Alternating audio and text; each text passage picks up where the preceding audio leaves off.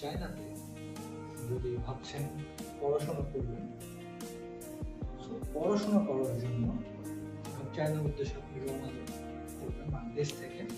So আসার আগে আপনার কিছু বেসিক কিছু প্রয়োজন আপনার মোবাইলের মধ্যে অ্যাপস।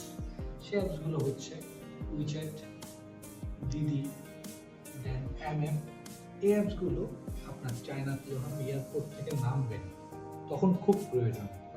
চায়না এয়ারপোর্টের মধ্যে আপনি সিম কিনতে পারছেন, বাট সিম কেনার পরে আপনি যে আপনার ইউনিভার্সিটি পর্যন্ত যাবেন, সাপোজ ইউনিভার্সিটি থেকে যদি আপনার যাতায়াত প্রোভাইড না করে বা গাড়ি বা বাস প্রোভাইড না করে, তখন আপনি কিভাবে যাবেন?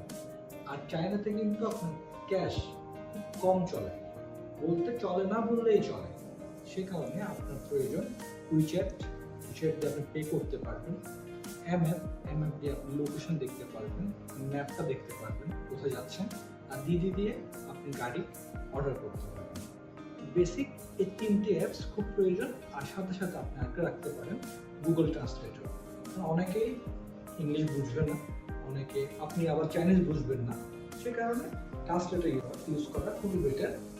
আমি বলবো এই চারটি অ্যাপ চায়না আসার আগে অবশ্যই মোবাইল ইনস্টল করে রাখবেন।